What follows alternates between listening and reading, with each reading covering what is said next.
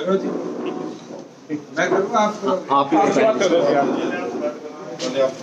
एक तो आज जींद डिस्ट्रिक्ट के अंदर कोविड से जो अधिकारी लेवल पर पिछले 2 महीने से प्रयास करें, मैं मानता हूँ कि बेहद अच्छे तरीके से डिस्ट्रिक्ट एडमिनिस्ट्रेशन इस पूरी लड़ाई को लड़ा है। और केवल मात्र कोरोना ही नहीं, साथ में चाहे प्रोक्योरमेंट की बात हो तो भी लगभग 7,06,000 मीट्रिक टन जींद में प्रोक्योरमेंट हुई। देश के अंदर रोडवेज की व्यवस्था शुरू करने की बात हो तो आज रोहतक तक पहली बस की शुरुआत हुई, पंचकुला तक ट्रांसपोर्ट शुरू किया। निरंतर जब मार्केट खुलने से लेकर दिन प्रतिदिन की जो हमारी जरूरियात पटरी पर लाने की बात हो, बेहद अच्छे तरीके से एक एक नागरिक ने भी दी और एक एक कर्मचारी ने, चाहे वो ए कैटेगरी का हो या डी का हो, अपनी जिम्मेवारी मानते हुए इस 2 महीने की लड़ाई को लड़ा। आज एक चीज जरूर ये निर्णय लिया है कि जितनी हमारी एमएसएमई है, छोटे उद्योग हैं, उनके लिए स्पेसिफिकली एक अधिकारी को हम डिप्यूट करेंगे जो आने वाले समय में उनको रिवाइव करने के लिए, उनको पटरी पे लाने के लिए काम करेगा। एक अच्छी चीज जो आज सामने आई है कि हमारे पास जब हमारी बसें यूपी गई तो 4 लोग यूपी से हमारे यहाँ पर नौकरी करने वाले वापिस आए फैक्ट्री में, 6 लोग राजस्थान से वापिस आए और अब मध्य प्रदेश से, छत्तीसगढ़ से, अलग अलग प्रदेशों से भी लोग अपने कार्यों पर वापिस आने के लिए एडमिनिस्ट्रेशन लेवल पर चर्चा कर रहे हैं।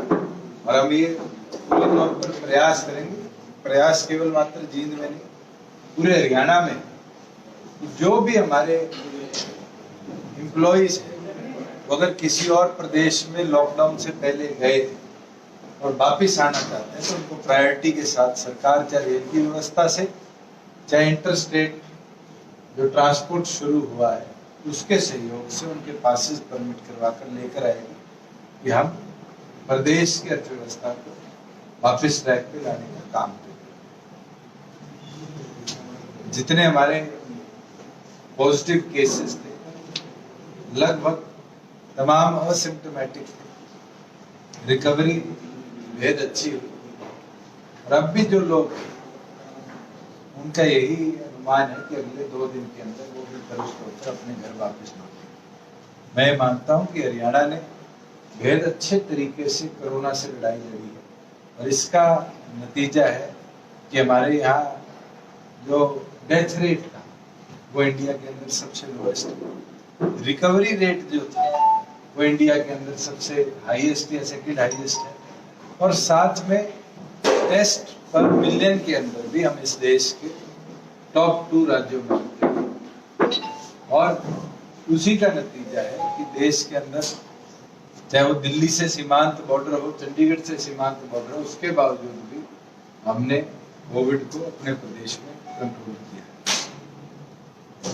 जहाँ प्रोक्योरमेंट की बात है, मैं तो ये मानता हूँ कि शायद हिस्ट्री में पहली बार हुआ है। आप लोग तो तमाम मंडियों के दौरे करते आए हैं, हम भी विपक्ष में थे जब भी करते हैं, शायद पहली बार है कि हमें सड़कों पर जाम नहीं दिखा।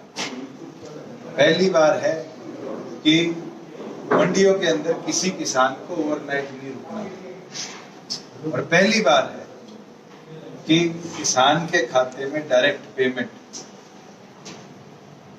पूरी तौर पर सरकार ने कराई और इसके अंदर खास तौर पर धन्यवाद हमारे आड़ती भाइयों का करूँगा कि उन्होंने बेहद अच्छे तरीके से कोऑर्डिनेशन करके इस पूरे प्रोसेस को सक्सेसफुल करने का काम किया। हाँ जी, उठान में देरी क्यों रही है जी? उठान में जहाँ प्रोक्योरमेंट की बात है, सरकार फुल फ्लेज जो हमारी ई खरीद पोर्टल है उसके माध्यम से कर रही है। और जो एवरेज एस्टिमेटेड हमारा टारगेट था कि 3 लाख के आसपास मेट्रिक टन हर रोज आएगा, 12 दिन लगातार 4.5 लाख मेट्रिक टन से ज्यादा गेहूं आया। और लेबर की शॉर्टेज जो लिफ्टिंग के लिए और वहां गोदाम में अनलोडिंग के लिए आई, उसका ही कारण है। और इतना कोई बड़ा मंडियों के अंदर स्टॉक पाइल भी नहीं पड़ा। जो कल का डाटा था उसके अंदर केवल मात्र 13 लाख मेट्रिक टन ही पूरे हरियाणा की अलग अलग मंडियों के अंदर गेहूं पड़ा। और हमने ये एस्टिमेट किया है कि अगले 4 दिनों के अंदर 13 लाख मेट्रिक टन भी हम गोदामों के अंदर पहुंचाएंगे, जिसके लिए आज जींद के अंदर एक स्पेशल रैक भी लगे हैं जो लिफ्टिंग करके जो हमारी मंडियों में पड़ा है उनको प्रायोरिटी देकर लिफ्टिंग करके अनाज को दूसरे प्रदेशों में भी पहुंचाएं। प्रवासी कहीं ना कहीं हरियाणा से जा रहे हैं, राइट। उसके बाद जो हालात बन रहे हैं उद्योगों में भी, इवन यहाँ तक किसान खेतों में भी, तो एक जो ऐसा लग रहा है कि एक चुनौती फेस करने जा रहा है हरियाणा, उससे उभरने के लिए कैसे क्या कुछ? शर्मा जी, ये कोई इकोनॉमिकल क्राइसिस तो है नहीं कि तनख्वाह नहीं मिल रही या यहाँ उनको खाना नहीं दिया जा रहा। हर रोज मुझे लगता है जींद के अंदर 400 के आसपास हम फूड पैकेट डिस्ट्रीब्यूट करते हैं, और ये पहले तो और ज्यादा था। हमारे शेल्टर होम्स का जो आंकड़ा है उसके अंदर दिन प्रतिदिन लोग कम हुए, और शायद आज तो 10 से भी कम लोग हमारे शेल्टर होम्स के अंदर। ये एक इमोशनल फैक्टर है। जब मेरा मन घर जाने का करेगा, दुनिया की कोई ताकत मेरे को नहीं रोक सकती। और उसके लिए प्रदेश सरकार ने निरंतर, एक दिन तो मुझे याद है कि हमने रात को 12 बजे बैठकर भी उत्तर प्रदेश सरकार के आह्वान पर 1500 बसें हरियाणा के अलग अलग डिपो से दिल्ली आनंद विहार भेजी और लोगों को उत्तर प्रदेश में भेजने का काम। सरकार के हर प्रयास के बावजूद भी अगर लोग घर जा रहे हैं तो केवल मात्र इमोशनल फैक्टर है। मैं तो निरंतर ये आग्रह कर रहा हूँ कि आप काम पर वापस लौटिए। काम पर आएंगे तो कहीं ना कहीं अर्थव्यवस्था भी चलेगी। आप सारे घर वापस चले जाएंगे तो वहां घर में जाकर भी इस महामारी का भी फैलाव का खतरा है, और दूसरा हमारे जो इंडस्ट्रियल सेक्टर है उनको भी कहीं ना कहीं लॉस उसकी वजह से देना। प्रदेश में प्रवासी मजदूर चले गए, यहाँ पर इमोशनल फैक्टर है। इतना आप अगर मानते हैं जो एग्रीकल्चर खास करके जो पैडी की रोटिंग आएगी, तो कितना आप लोगों ने एस्टिमेट किया, तो कितना अफेक्ट होगा सरकार द्वारा? क्योंकि अगला 1 महीने के अंदर इस तरह की अभी कार्रवाई शुरू नहीं हो। जुलाई से पहले हम उम्मीद करते हैं कि ये फुटफॉल वापस आए।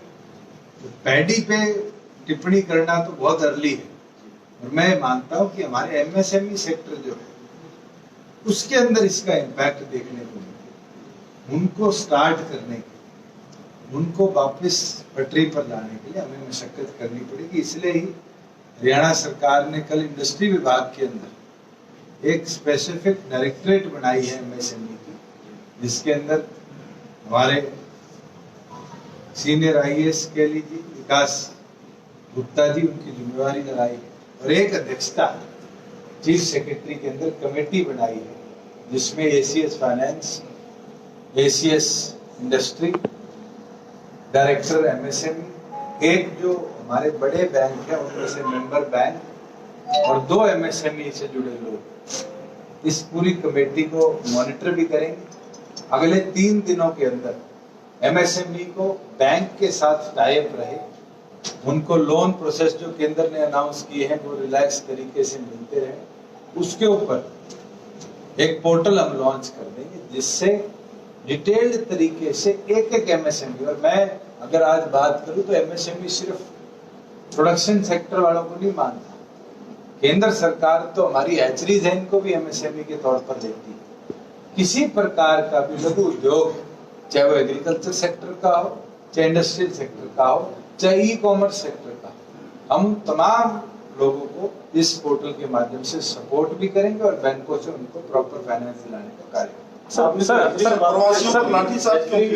पूरा डूब चुके हैं। आपने जो हेचरी की बात की थी, इस लॉकडाउन में सबसे बड़ा नुकसान हेचरी को है एग्रीकल्चर में। काफी किसान उसमें जुड़े हुए हैं जो कि उसके अनाज की सप्लाई करते हैं, उनको बाजरा है ये है, तो आप हैचरी व्यवसाय को किस तरह की सुविधाएं देने जा रहे हैं? उनकी बिल माफी की मांग है, उनकी सबसे अनाज पहले सब्सिडी की मांग पूरे है। हिंदुस्तान के अंदर अगर पोल्ट्री के बिजनेस को रिवाइव करने के लिए या सहयोग देने के लिए कोई कदम उठाया तो हरियाणा सरकार ने एफिड के गोदामों से बाजरा 1500 रुपए क्विंटल के हिसाब से उनको जितना चाहिए उतना प्रोवाइड करने का निर्णय लिया। उसके बाद तो चाहे वो मक्का यूपी से आना हो, बिहार से आना हो, उसकी सप्लाई हो, चाहे बाजरा राजस्थान से आना हो, हरियाणा सरकार निरंतर एक एक उद्योग के सहयोग में बैठी है। केंद्र अपने फाइनेंशियल पैकेज के अंदर भी कोल्ड स्टोरेज के लिए अलग अलग चीजों के लिए जो सुविधा लाई है उसको विभागीय तौर पर स्टडी किया जा रहा है स्टेप बाय स्टेप। जो भी एग्रीकल्चर के सपोर्ट में एमएसएमई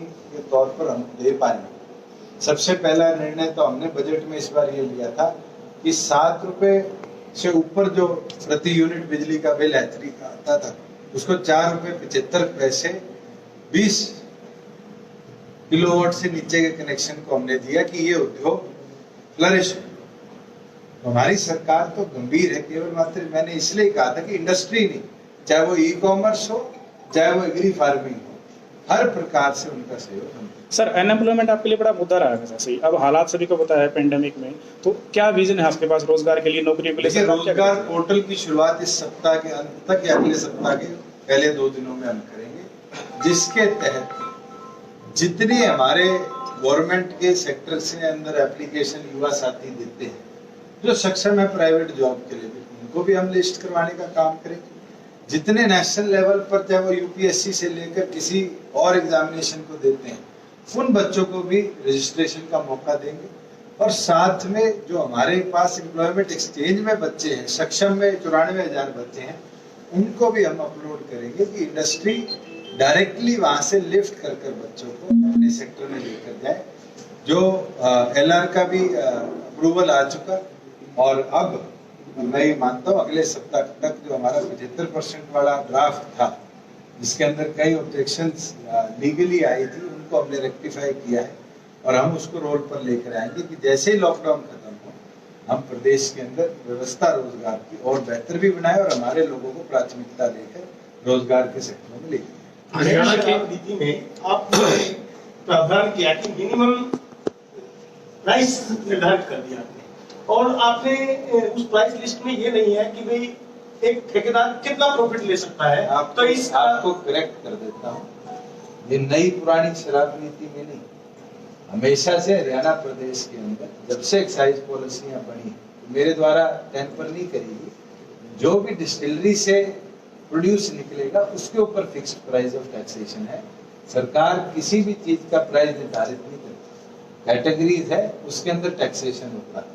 आप चाहेंगे तो एक्साइज डिपार्टमेंट की वेबसाइट से 94 पेज की पॉलिसी है, डाउनलोड आज की भी कर लीजिए, पुरानी भी कर लीजिए, आपको क्लैरिफिकेशन है। शराब ठेकों पर किसी तरह की प्राइस लिस्ट नहीं है, पर जबकि कोई पाबंदी किसी के ऊपर नहीं है। जब प्राइस पे टैक्सेशन एक्साइज डिपार्टमेंट पहले कर देता है तो हम प्रतिबंध नहीं कर सकते किसी आदमी को कि वो एक्स्ट्रा लगाए या डिस्काउंट पे। हम सब हरियाणा के लोक कलाकार जो लोक कला को संजो के प्रदेश का नाम ऊंचा करे, उनको कोविड-19 में कोई किसी तरह की हेल्प नहीं मिली है और ना ही अगले इसके ऊपर मेरी चर्चा हुई थी और इसके ऊपर डिटेल्ड, क्योंकि केंद्र भी इसके ऊपर निर्णय ले बैठा है, जैसे ही उसके ऊपर डिटेल्ड रिपोर्ट आ जाती है हरियाणा प्रदेश के लोक कलाकारों को भी हम पूरा सहयोग देंगे और जो उनको पिछले 3 महीने के दौरान जो आज अर्थव्यवस्था के अंदर उनके ऊपर भी नुकसान हुआ है उसकी भी सरकार कहीं ना कहीं हेल्प। दुष्यंत जी, जिस तरह से अर्थव्यवस्था पे कोरोना की मार जितनी अफेक्ट हुई कितने दिनों को जाएगी, कोई ऐसा प्रोसेस किया आपने? आप ये तो बहुत जल्दी है कहना कि आज ये पूरी हुई। कोविड का अगर फैलाव या सेकेंड वेव हमारे बहुत एग्रेसिवली आती है तो शायद आगे क्या हो, कैसे लॉकडाउन की व्यवस्था में बदलाव आए, इस पे कहना। मगर मैं ये मानता हूँ कि आज जिस तरीके से हमने इकोनॉमी को खोलना शुरू किया है, अगले 1 महीने में दोबारा लाइफ ट्रैक पे आएगी। मगर स्कूल कब खुलेंगे, कॉलेजेस कब खुलेंगे और जो हमारे एरोप्लेन है, ट्रेन है रेगुलर, ये कब खुलेंगे, ये तो दिन प्रतिदिन इस पे नए कदम उठाए जा रहे हैं। आज जैसे आपकी बसों का मैंने अपडेट लिया कि 2 इंटर डिस्ट्रिक्ट बसें शुरू हुई, विद इन डिस्ट्रिक्ट भी हमने कोई रूट ऐसा तय नहीं किया। तो अभी मैंने आदेश दिए हैं कि जुलाना से लेकर नरवाना तक एटलीस्ट, क्योंकि हमारे 4 मेजर सब डिवीजन भी पड़ जाते हैं, उचाना भी है, जींद भी है, इस पे एक बस टू एंड फ्रो प्रतिदिन चलाई जाए लॉकडाउन के टाइम के बाद 7 AM से 7 PM तक की मूवमेंट लोगों की रहे। थर्मल स्कैनर हर कंडक्टर के पास हो, जो हर कंडक्टर व्यक्ति जो बस पे चढ़े उसका बुखार ले। जब तक हम इस व्यवस्था को ट्रैक पर नहीं लाएंगे, आपने खुद ने देखा कि मार्केटें खुल गई पर लोग भी अभी बाहर आने से घबराते हैं। सोशल डिस्टेंसिंग के नॉर्म्स को हम फॉलो कर बाहर आए तो मुझे लगता है कि जल्द, महीना लगे 2 महीना लगे, मगर हम ये मानते हैं कि जैसे दुनिया रुकी पड़ी है, हिंदुस्तान ने फिर भी बेहतर तरीके से लड़ाई भी लड़ी है और अपनी अर्थव्यवस्था को ट्रैक कर दिया। सर, आपने ये शुरुआत में कहा था कि जो गेहूं को मंडी में देर से लेके आएंगे उनको बोनस दिया जाएगा, इस तरह की कोई मेरे द्वारा बात नहीं। सर, शराब घोटाले में विपक्ष बहुत बोल रहा है और सरकार की पारदर्शिता पे सवाल उठाए जा रहे हैं। अगर सरकार इस मामले पे गंभीर ना होती तो क्या ACT बनती?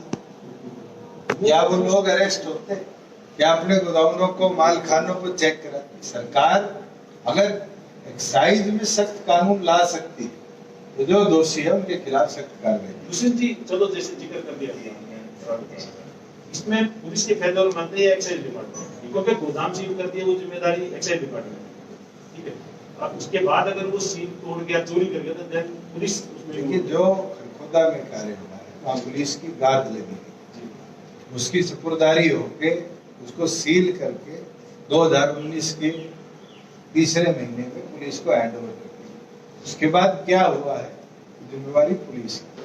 मगर मैं ये मानता हूँ कि अगर हमारे विभाग द्वारा उसकी रेगुलर मॉनिटरिंग नहीं करेगी तो उन अधिकारियों के खिलाफ भी सख्त कदम उठाने के पीछे हम नहीं। उनको टाइम टू टाइम चेक करना था, अगर नहीं किया तो अगर कहीं प्रिस्क्राइब है। अब एक तो 2016 के गोदाम से चोरी हुई, अब 2016 से 2020 तक अगर वहां पर किसी भी अफसर ने, इंस्पेक्टर ने, DTC ने चेकिंग नहीं करी तो कहीं ना कहीं पिछले 4 साल में तो जो लोग रहे हैं उनकी कमियां रही। 2 बार उसके अंदर चोरी का केस दर्ज हुआ। इस तरीके से आज तो भिवानी की भी खबर आ रही थी कि वहां भी माल खाने में माल कम है। मैं ये मानता हूँ एक को ACT, क्योंकि 22 के 22 जिलों की उनको रिपोर्ट दे दी गई, टोटल एक्साइज द्वारा सील्ड स्टॉक की, उसकी मॉनिटरिंग कर रही है। जो भी दोषी होगा, चाहे वो एक्साइज का विभाग का हो, चाहे पुलिस वाला हो, कड़ी कार्रवाई उनके विरुद्ध फ्यूचर ऐसा ना हो तो इसके लिए कोई प्लानिंग है सरकार की? अगर आपने नया एक्साइज लॉ पढ़ा है तो फिर आपको सरकार की प्लानिंग में क्लियरली दिख जाएगी। दुष्यंत जी, सर, डिपुओं के अंदर राशन बिल्कुल बेकार बांटा जा रहा है, क्या कारण? कोई स्पेसिफिक आपके पास कहीं की कंप्लेंट आई? आपके उच्चारण मेरे पास तो 3 कंप्लेंट आई। एक उचाना की थी, एक पलवल के होटल की थी और एक पानीपत की थी, और तीनों के खिलाफ एक्शन भी ले लिया गया। उनके जो डिपो होल्डर थे, जिनके अंदर 2 में तो चोरी का मामला था, उनके डिपो कैंसिल करके नए साथ के साथ इनवाइट करके अलॉट कर दिए थे। एक में खराब माल आने की व्यवस्था थी, उसको क्योंकि सप्लाई चेन प्रोसेस है, गोदाम से आई है, कौन लेकर आया, उसको मॉनिटर कर रहे हैं। अगर गोदाम से ही गंदा आया है फिर डिपो होल्डर के विरुद्ध हम एक्शन नहीं ले पाएंगे, मगर अगर डिपो होल्डर ने गोदाम वाले को चेंज किया है तो बिल्कुल उसका दुष्यंत जी, आज जींद में सैकड़ों PTI टीचर आए हुए हैं, सुप्रीम कोर्ट ने डिसीजन दिया है उनको हटाने का, आपसे मिलने के लिए आए हुए हैं, क्या सरकार उन पे रिकंसिडर करेगी? सुप्रीम कोर्ट का आदेश है, सरकार उसके तो ऊपर कदम नहीं उठा पाई जी। लीगली AG साहब ने इनसे चर्चा भी करी है, देखते हैं इसके अंदर क्या इनकी रिव्यू पिटीशन लगेगी, वो तो इनको कदम उठाने हैं। सुप्रीम कोर्ट ने जैसे किसी अभ्यर्थी को दोषी नहीं माना, उसने संस्था को दोषी माना, भर्ती करने वाली संस्था को, लेकिन बात टीचर्स को नहीं माना। मैं यही बोल रहा हूँ कि सुप्रीम कोर्ट के आदेश के ऊपर तो हम कदम नहीं उठा पाएंगे। सर, स्कूलों की बच्चों को स्कूल कब खुलेंगे? शिक्षा मैं तो पक्ष में हूँ, अगर बसें खुल गई, ट्रेन खुली तो स्कूल भी खुलने। तो सरकार का कोई प्रपोजल है कि केंद्र सरकार इस पे फैसला लेगी। केंद्र सरकार ने कदम उठाए हैं जिसके अंदर स्कूल हो, कॉलेजेस हो, मॉल हो, एयरपोर्ट हो, एविएशन हो, रेलवे स्टेशन हो, इनको प्रतिबंधित किया है। मुझे लगता है इस पूरी लड़ाई में अब तक जिस तरीके से प्रत्येक प्रदेश की सरकार ने केंद्र का साथ दिया, हम नहीं उससे ऊपर कदम उठा सकते। अगर हरियाणा प्रदेश के अंदर ई लर्निंग के जो कदम है उसको हमने बेहतरीन तरीके से अपनाए भी हैं, और प्राइवेट भी हो सरकारी इंस्टीट्यूशन भी हो, ई लर्निंग को सक्सेसफुली बच्चों तक हमने पहुंचाया। बिल्कुल दिल्ली की तरह अगर हमें कदम उठाने पड़े और समर वेकेशन की टाइमिंग चेंज करने पड़े चंडीगढ़ और दिल्ली ने जैसे करे, फिर हरियाणा सरकार दूसरे मनरेगा पर हम हरियाणा हर चीज में अव्वल है। आप पत्रकार कब से नहीं सर, देखो एक सवाल पूछा जा सकता है कि मनरेगा को हम किसान से जोड़ दे तो ये समस्या खत्म हो सकती है इस समय, और एक शुरुआत हो सकती है। ये तो केंद्र की मनरेगा एक्ट के अंदर प्रोविजन चेंज कराना पड़ेगा। मैं तो जब एमपी था, आपको भी याद है, मैंने बोला सर योगी सरकार और कांग्रेस में विवाद चला बसों को लेकर सर, वो योगी कांग्रेस का यूपी वालों से पूछो।